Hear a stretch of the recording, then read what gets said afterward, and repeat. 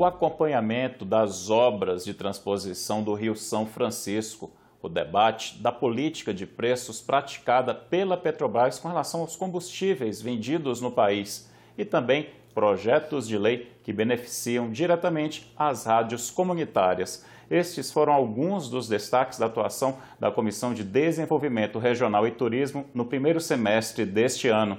E é sobre eles que eu converso agora com a presidente da comissão, a senadora Fátima Bezerra. Senadora, a gente escolheu 3 pontos, mas a comissão fez muita coisa, né, nesse primeiro semestre. Se der tempo, a gente explora mais ainda, tá? Vou começar lhe perguntando, desde o ano passado a comissão vinha fazendo esse acompanhamento e essa cobrança do cronograma das obras de transposição do Rio São Francisco. Em que pé está essa situação agora? Eu sei que vocês receberam o ministro do Desenvolvimento Regional, o ministro da Integração Regional. Como é que está o cronograma? Pois é, Hermes, veja bem, o Nordeste vivenciou agora um ciclo de mais de 6 anos seguidos de seca, de estiagem. A capacidade hídrica dos principais reservatórios do Nordeste, como por exemplo lá no meu Rio Grande do Norte, estava numa situação de colapso. Pra você ter uma ideia, por exemplo, a barragem Armando Ribeiro Gonçalves, que é o principal reservatório hídrico do Rio Grande do Norte, já estava em volume morto. Eu digo isso para justificar mais ainda porque é que, ao assumir a Comissão de Desenvolvimento Regional e Turismo aqui do Senado Federal, eu priorizei, junto com os demais senadores e senadoras que integram a nossa comissão, o tema da segurança hídrica, com foco exatamente na questão do projeto de integração das bacias do São Francisco. Veja, nós estamos falando de uma obra que eu sempre faço questão de ressaltar. Não é uma obra qualquer. Isto é a obra do século. Nós estamos falando de uma obra que vai realizar o sonho acalentado do povo sertanejo, do povo do semiárido nordestino, há mais de um século. E são 12 milhões de pessoas que vão ser diretamente beneficiadas. Mais de 12 milhões de pessoas, dezenas de municípios que formam o chamado Nordeste Setentrional. Pernambuco, Paraíba, o Ceará e o meu querido Rio Grande do Norte. Essa obra, Hermes, que por dever de justiça é sempre bom a gente lembrar. Esse sonho do povo nordestino só está se tornando realidade graças à ousadia do presidente Lula e à determinação e compromisso também da presidenta Dilma, que ambos deixaram a obra 94% construída. O que é que nós temos feito? Cobrado do atual governo a conclusão, que passa agora pela conclusão da obra do Eixo Norte. Teve um probleminha, né? O ministro, quando esteve aqui, disse que o contrato, ele acabou, a empresa que tinha sido contratada acabou não cumprindo. A segunda, porque veja bem, essa obra já foi adiada várias vezes. Nós conversamos aqui o ano passado, porque em 2017 a obra estava parada, né? Fizemos toda aquela mobilização, audiências públicas, a caravana das águas, e teve um papel muito importante essa mobilização puxada aqui pela CDR para a retomada dessa obra. Foi vencida aquela etapa judicial, a obra foi retomada. E para nossa apreensão, quando em 2018, o novo ministro o ministro Antônio de Pádua, comunica aqui à comissão dos senadores e senadoras da bancada do Nordeste que a segunda empresa tinha abandonado a obra. E então, ele estabeleceu um prazo para a contratação de nova empresa. Ao mesmo tempo que convidamos ele novamente para vir a esta comissão, ele aqui veio, fizemos uma nova rodada de audiências públicas e o que foi que o ministro anunciou? Que a obra está em andamento, são cerca de 2.000 homens trabalhando em 3 turnos na obra, assegurou ele que ela será concluída este ano. O calendário previsto em agosto, as águas serão disponibilizadas para o Ceará e entre setembro e outubro elas seriam distribuídas para a Paraíba e o Rio Grande do Norte. O que é que nós estamos fazendo nesse exato momento, Hermes? No nosso papel de representante do povo e, portanto, exercendo a prerrogativa de fiscalização, de acompanhamento, nós vamos realizar novas audiências públicas, desta vez de caráter regional. Vamos realizar 2 audiências no Rio Grande do Norte, lá em Apodi, na região oeste, Currais Novos, na região do Seridó. Assim como também vamos realizar audiências na Paraíba também. Essas audiências é exatamente para conclamar a população a se engajar nesta luta para que esta obra não seja mais adiada, para que ela seja entregue no prazo previsto, ou seja, as águas sejam liberadas até este ano, conforme foi o prometido aqui pelo ministro da Integração Nacional. Adiantando também, Hermes, que dentro do contexto da conclusão do projeto de integração das bacias do São Francisco, nós também estamos atentos, cobrando a conclusão da barragem de Oiticica, lá no Rio Grande do Norte, muito importante para a segurança hídrica da região do Seridó, bem como estamos cobrando a construção do ramal do Apodi, para que as águas do Rio São Francisco, chegando ao Rio Grande do Norte, elas possam beneficiar a população como um todo.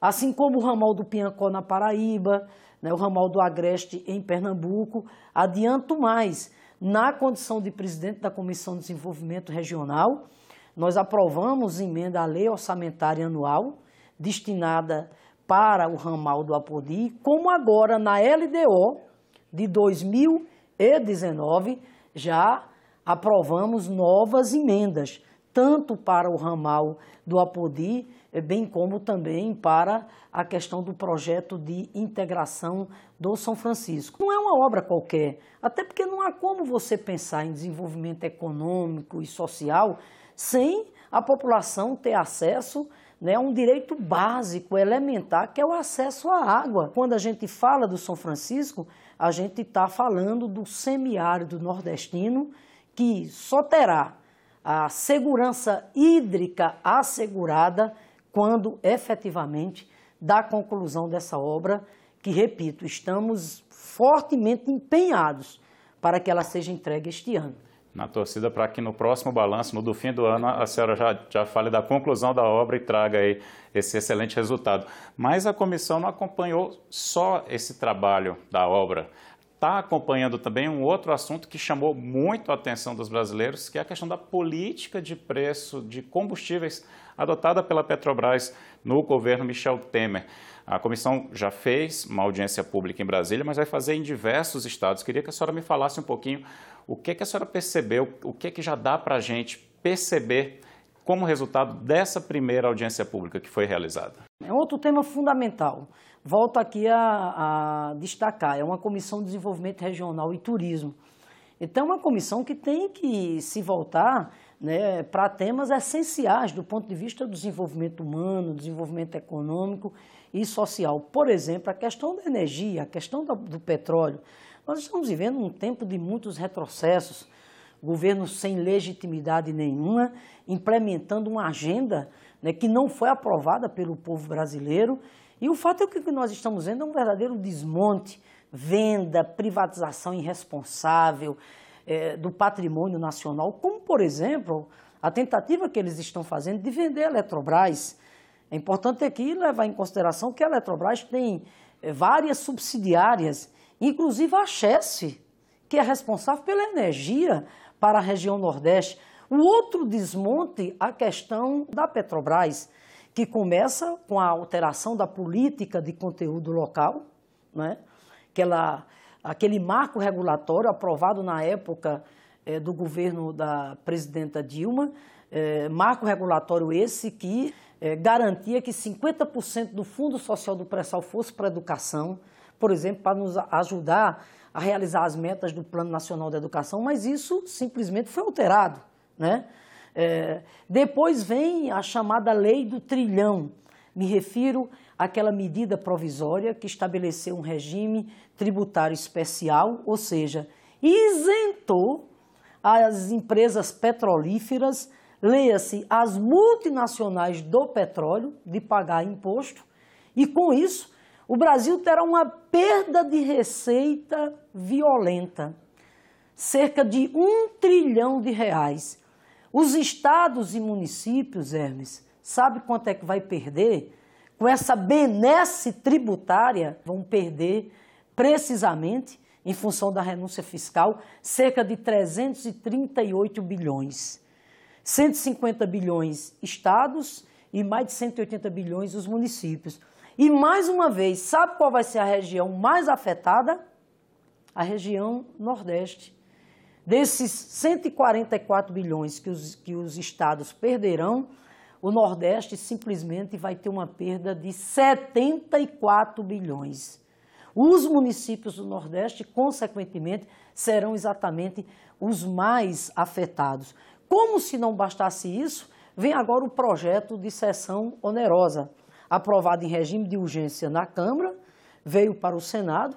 Nós estamos lutando fortemente aqui, né, para que esse projeto também não seja aprovado, porque é mais um atentado à soberania nacional e vai simplesmente trazer mais prejuízos ainda para o nosso país.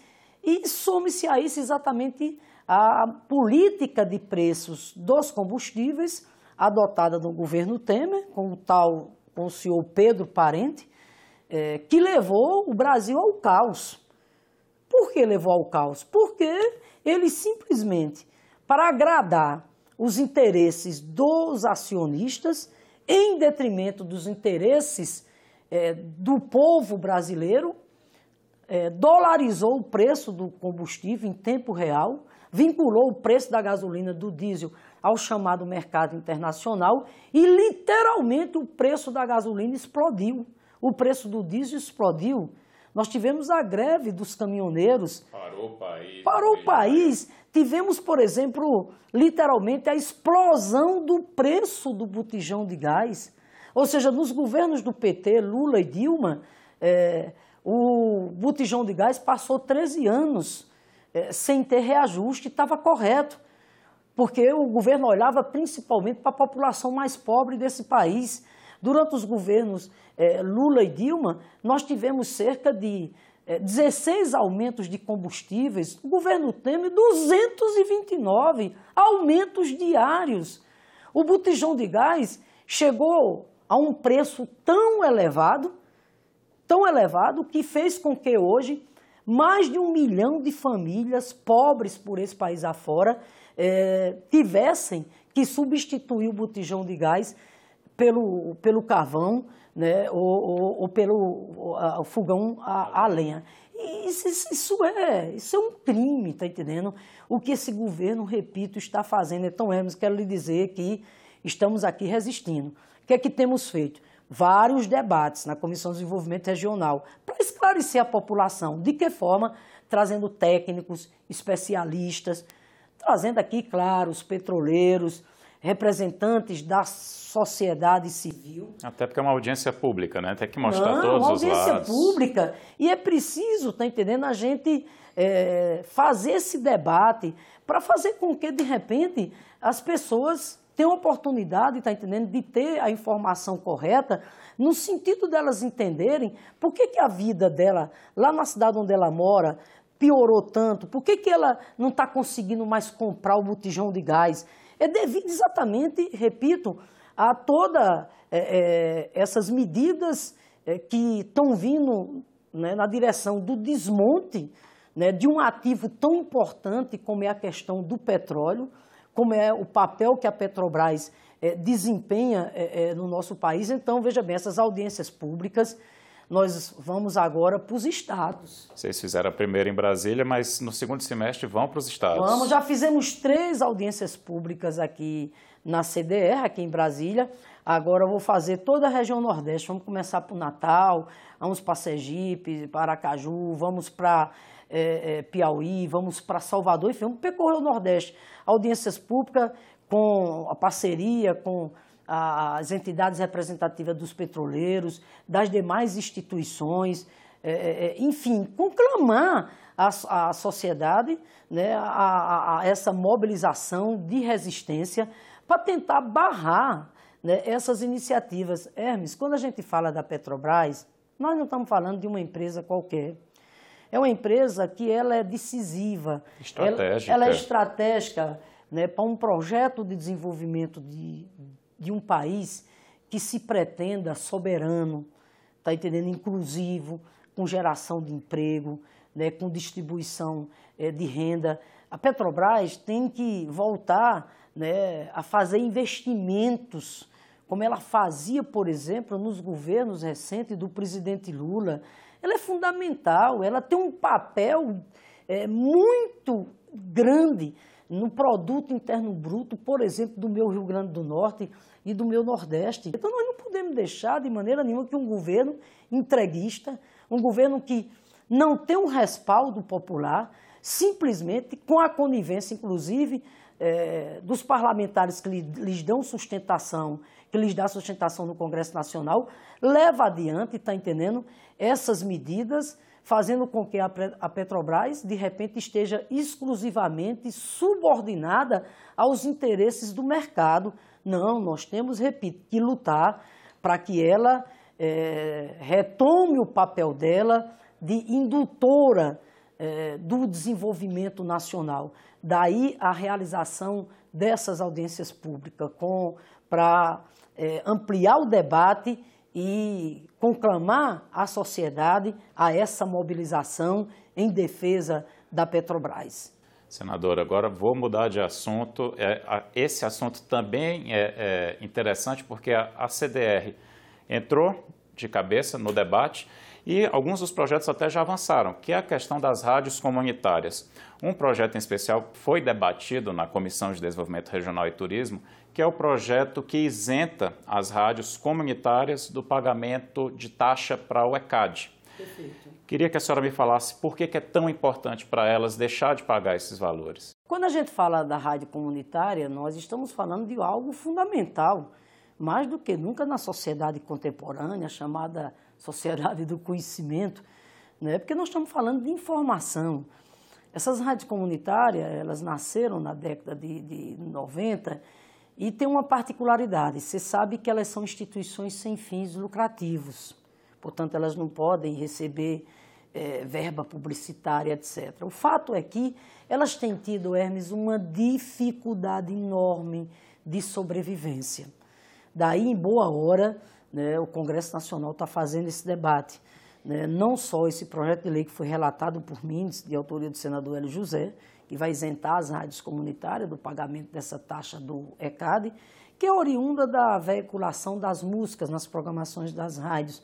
Some-se a esse projeto um outro também muito interessante, é o que vai ampliar o sinal de abrangência de atuação das rádios comunitárias. Um outro também é que vai permitir que as rádios comunitárias, porque hoje é proibido, mas vai permitir que as rádios comunitárias recebam recursos da chamada Lei Rouanet, né, para elas terem exatamente um incentivo. Importante aqui destacar, são quase 5.000 rádios comunitárias em todo o país. E chegam nas populações que menos têm acesso à informação. Com certeza, lá nos rincões do Brasil, elas são a voz da comunidade, a voz do povo, né? Fazendo a comunicação social com isenção, com imparcialidade, com pluralidade, ou seja, né, se colocando ali enquanto um instrumento de radiodifusão comunitária muito importante, pelo amor de Deus, mais do que nunca nos tempos de hoje, né, para defender os interesses da comunidade e etc. Enfim, nós não estamos tratando de um tema qualquer, daí porque isso tem a ver com o desenvolvimento regional e a comissão tem se integrado muito nesse debate e a nossa expectativa, apesar do lobby aqui dentro, porque, né, tem setores aqui dentro que não querem de maneira nenhuma ver avançar legislações como essa que vem primeiro para garantir a sobrevivência dessas rádios, pelo amor de Deus, o seu fortalecimento e o papel, repito, de caráter social muito importante que elas exercem. Então, tem setores aqui dentro lutando contra, mas eu estou com muita esperança, há uma grande mobilização da Abraço, que é a Associação Brasileira das Rádios Comunitárias de todo o país, e eu estou com esperança, né, que nós vamos conseguir aprovar essas legislações que, repito, vai fortalecer, né, as rádios comunitárias, o papel das rádios comunitárias no nosso país. A gente falou um pouquinho da importância da comunicação como um instrumento de desenvolvimento regional. Agora vamos para outro ponto que também é fundamental, que é a educação. Como é que está o acompanhamento? Eu sei que a senhora é professora por formação e eu sei que a Comissão de Desenvolvimento Regional e Turismo tem também esse olhar. Como é que está o acompanhamento? Tem novidades a respeito do Fundeb? Tem. Primeiro, assim, quando a gente fala de educação também significa falar de desenvolvimento regional, como você disse, porque não há como pensar um projeto de desenvolvimento nacional, um projeto de desenvolvimento regional sem investimento forte na educação. Está provado que nação nenhuma no mundo, né, ela conseguiu se desenvolver com sustentabilidade, com inclusão social, econômica, se não foi pelo caminho, né, de cuidar da educação do seu povo. Nesses tempos que nós estamos vivendo de retrocessos, a educação também tem sido duramente afetada, Hermes. É bom aqui lembrar que nós estamos vivendo tempos de emenda 95. Me refiro àquela teto de gastos. Que congela por 20 anos os investimentos públicos, né? E que, inclusive, suspendeu por 20 anos o piso mínimo destinado à educação. Por isso que nós pautamos o tema da educação com foco no Fundeb, que é o Fundo de Manutenção e Desenvolvimento da Educação Básica e de Valorização dos Profissionais da Educação. Nós temos uma PEC aqui no Senado, de autoria da senadora Lídice da Mata, que propõe não só tornar o Fundeb uma política de financiamento permanente, uma vez que a vigência do Fundeb vai até 2020. Daí a iniciativa da senadora Lídice de apresentar essa PEC para tornar o Fundeb uma política permanente. Mais do que isso, ampliar a participação financeira da União junto aos estados e municípios. E para a alegria desta professora, né, assim como fui a relatora do Fundeb na Câmara dos Deputados, foi na época do governo do presidente Lula, em 2006, fui designada aqui também no Senado Federal, relatora da PEC de autoria da Lídice. O que é que nós vamos fazer agora? Agora, em agosto, eu pretendo apresentar o meu relatório e vamos fazer o debate com a sociedade, os professores, os gestores, ou seja, apresentando o nosso relatório no sentido do Brasil entender e cobrar, inclusive, dos gestores. Aliás, esse ano de 2018, que tem eleições, mais do que nunca é muito oportuno para a gente cobrar dos candidatos a presidente da República ou candidata. O que é que eles pensam do Fundeb? Qual é o compromisso deles com o Fundeb?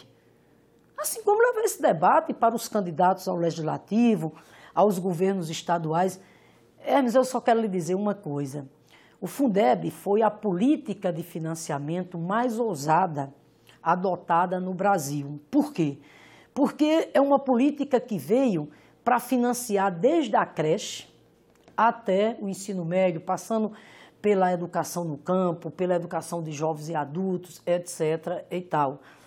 No entanto, hoje ele não dá mais conta do desafio que nós temos, à luz, inclusive, do Plano Nacional da Educação, aprovado e sancionado sem vetos pela presidenta Dilma em 2014, que coloca a questão do novo piso salarial do magistério, que coloca ampliar ou universalizar o atendimento para creche, educação em tempo integral, ampliar as vagas no ensino superior, escolas técnicas, política de formação inicial e continuada para o magistério. Então, veja bem, sobretudo nesses tempos agora, repito, de congelamento dos gastos durante 20 anos, o que é um absurdo. Como é que você vai congelar os investimentos nas áreas sociais? Mas, sobretudo nesse período, é muito importante que o Congresso Nacional avance no sentido não só de aprovar essa PEC dizendo que o Fundeb não vai ter mais prazo de validade, vai ser uma política permanente, mas mais do que isso, nós possamos fazer um novo pacto federativo e ampliar a participação financeira da União. Sabe quanto é que a União entra hoje no Fundeb? 10% apenas. Não tem como, né, Hermes?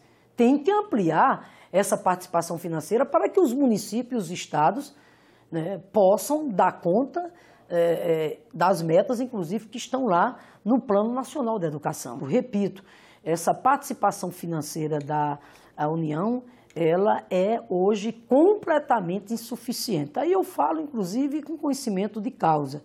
Está entendendo? Não tem como os municípios, os estados, eu estou falando aqui principalmente das regiões que ainda têm, né, indicadores de muita desigualdade social, por exemplo, o Norte e o Nordeste, não tem como a gente levar a cabo o Plano Nacional de Educação, ou seja, mais ensino fundamental, mais creche, melhoria salarial do professor. Sem uma participação, né? Sem uma participação equânime, né? Uma participação forte do governo federal. Na PEC nós estamos propondo que saia de 10% para 50% a participação financeira da União. Evidentemente que esse percentual é um percentual para o debate, mas o fato é que nós vamos apresentar o nosso relatório agora nesse segundo semestre e para, repito, conclamar, né, a comunidade educacional, as entidades, né, e a sociedade para a gente avançar nessa proposta. Muito obrigado, senadora Fátima Bezerra. Valeu, Hermes, e agradecer a você e à TV Senado, né, por essa oportunidade da gente estar aqui cumprindo com o nosso dever, que é prestar contas ao povo que nos elegeu, à sociedade. E durante o mês de julho, você acompanha aqui na TV Senado o balanço dos trabalhos das comissões permanentes da Casa.